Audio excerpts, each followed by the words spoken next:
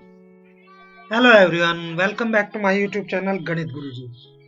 मैं Lakshman Singh math master आपका अपने यूट्यूब चैनल पर स्वागत करता हूं। आशा है कि आप सभी ठीक ठाक होंगे।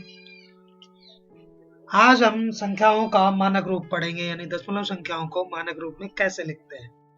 दशमलव संख्याएं या सिंपल जो भी नंबर्स होते हैं उनको हम मानक रूप में कैसे लिखते हैं, यानी लंबी लंबी अगर बड़ी बड़ी संख्याएं हैं जैसे करोड़ में या अरब में या मिलियंस में है तो उनको हम छोटी संख्याओं में कैसे लिखे, जैसे साइंटिस्ट प्रयोग करते हैं। तो चलिए शुरू करते हैं। जैसे हमारा पहला क्वेश्चन है, मानक रूप की बात करते हैं। मान लीजिए कि हमारे पास है इस तरह से, हमारे पास कुछ संख्या है, तो इसको अगर हम मानक रूप में लिखें, ये तो हमारा सामान्य रूप, ये कैसा है, सामान्य रूप है। तो इसको जब मानक रूप में लिखेंगे तो 1 2 3 4 5 6, यानी हमें एक पॉइंट यहां लेके आना है, एक डिजिट छोड़ के और फिर पॉइंट लगाना है। अब हम लेफ्ट हैंड साइड को लेके गए 1 2 3 4 5 6, तो 10 रेज टू पावर उतनी ही हो जाएगी। हम कहा लेके गए हैं, लेफ्ट हैंड साइड को, यानी हमने यहाँ कहा लिया है लेफ्ट हैंड साइड, बाएं पक्ष की तरफ लेके गए। और मान लीजिए ये क्वेश्चन इस तरह से होता 0 0 0 और 08, तो आप इसको ऐसे लिखते, इसको आप लिखते तो ऐसे ही 1.08, लेकिन 10 रेज टू पावर अब की बार क्या होती, 2 2 4, 10 रेज टू पावर अब की बार होती -4। आप लेके गए कहां पर, राइट हैंड साइड, यानी दाएं ओर लेके गए। तो इस तरह से जैसे पहला ही हमारा क्वेश्चन है ये है, इसको आप देखिए, तो इसमें हम 8 के बाद पॉइंट लगाएंगे, यानी 8.5, तो 10 रेज टू पावर कितनी होगी, 1 2 3 4 5 6 7 8 9 10 11 और ये 12, तो 10 रेज टू पावर कितनी हो जाएगी, 10 रेज टू पावर, आप इनको काउंट कर लीजिए, 1 2 3 4 5 6 7 8 9 10 11 12, 10 रेज टू पावर 12 होगी, लेकिन वो माइनस में होगी, क्योंकि आप पॉइंट को कहां से लेके आए हैं, आप पॉइंट को राइट हैंड साइड को लेके आए।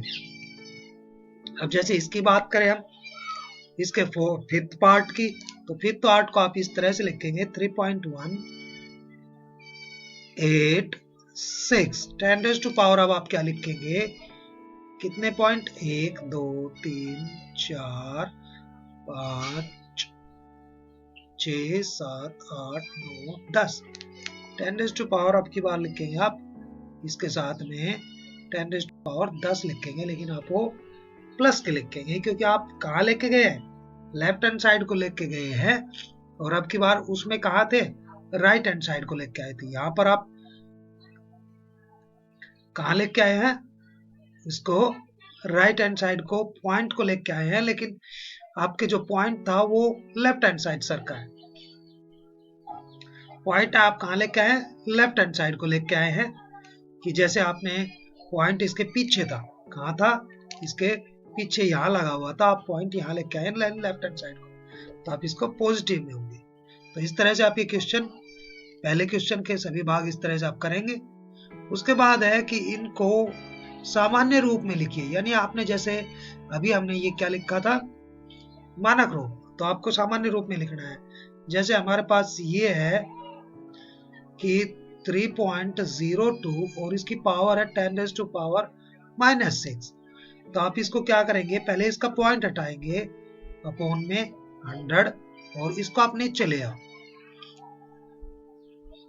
तो इसके अपॉन में कितना हो जाएगा, 10 रेज टू पावर, ये हमारे पास इसके 0 लगा लेंगे हम, 6, 10 को जब 6 बार मल्टीप्लाई करेंगे तो 6, 2 ये 2 ये 2 ये और 2 ये, और पॉइंट है हमारे पास यहाँ पर, तो इस पॉइंट को आप लिखेंगे, तो इसको ऐसे लिखेंगे, 3 डिजिट तो ये है ही, 1 2 3 4 5, और यहाँ 0 लगा देंगे, ये इसका सामान्य रूप हो गया।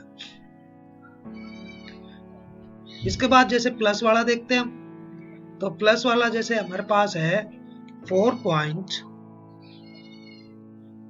10 रेज़ टू पावर हमारे पास है 4, तो अब 4.5 है इसका हम 0 हटा लेंगे, दशमलव हटा लेंगे, तो अपन में 10 और ये 10 की पावर 4 है, इसको हम इस तरह से लिख देंगे। तो एक जीरो से एक जीरो कैंसिल, तो ये हमारे पास 45,000 आ जाएंगे। तो आपको इसको ऐसे करना है। तो आशा है कि ये इस तरह से आप कर लेंगे। इसके बाकी पार्ट्स आप खुद करेंगे। इसके बाद जैसे एक माइक्रोन इसके दे रखा है कि इसकी जो माइक्रोन की जो साइज दे रखा है वो ये दे रखा है। तो इसके हमारे पास है जैसे ये, तो इसने दे रखा अपॉन में, तो इसको हम करेंगे तो 10 रेज़ टू पावर 6 हो जाएगा। ये हमारे पास है 10 लाख, तो इसको आप ऊपर लेके आएंगे तो ये -6, इसको आप चाहे तो 1 इंटू 10 रेज़ टू पावर -6 भी लिख सकते हैं। बाकी इसी तरह आपको करने हैं, जैसे आपने पहला क्वेश्चन किया वैसे ही थर्ड क्वेश्चन भी करना है। उसके बाद जैसे इसी में है, इसको पौधे की कोशिका की बात करें हम तो 1.275 10 रेज़ टू पावर कितनी लिखेंगे आप, 1 2 3 4 5 6 1 2 3 4 5 10 रेज़ टू पावर 5, लेकिन माइनस का, क्योंकि आप इस दशमलव को आप पॉइंट को इधर लेके आए राइट हैंड साइड। अब जैसे लास्ट क्वेश्चन है, एक ढेर में ये आ जाता है क्वेश्चन, एक ढेर में 5 किताबें हैं, प्रत्येक की मोटाई दे रखी है। तो आप क्या करेंगे, एक किताब की मोटाई, एक किताब की मोटाई कितनी है, 20 mm, और तो कितनी किताबें हैं, 5 किताबें, 5 किताबों की मोटाई, तो 5 की 20 गुणा में 5 यानी 100 mm। इसी प्रकार से कागज की शीटें हैं, प्रत्येक की मोटाई दे रखी है, तो एक कागज की शीट की मोटाई, तो इसकी मोटाई कितनी है, 0.016 mm। तो कितनी सीटें उसमें, 5 सीटें हैं, तो 5 की कितनी हो जाएगी, 0.016, इसको आप मल्टीप्लाई कीजिए 5 से, तो हमारे पास ये हो जाएगा इस तरह से 0.080 mm।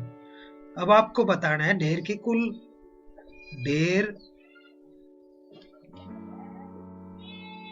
इस ढेर की कुल मोटाई, यानी जो ढेर में किताबें रखी हुई है और वो जो रखा हुआ है ड्राइंग शीट वगैरह, तो उनकी कुल मोटाई कितनी है, तो आप 100 में और ये 0.086 जोड़ लेंगे, लेकिन यहाँ पे 0 लगा लेंगे, तो 0.8000 mm।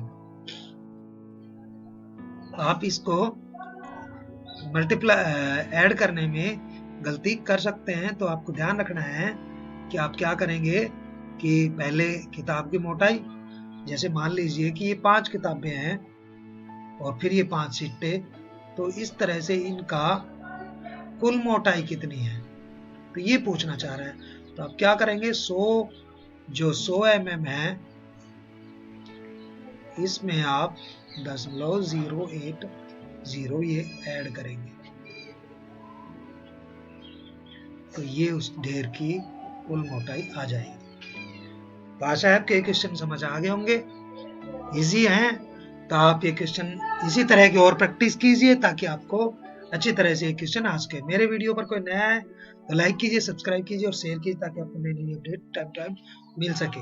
वीडियो के अंत तक बने रहने के लिए आप सभी का धन्यवाद। Thank you.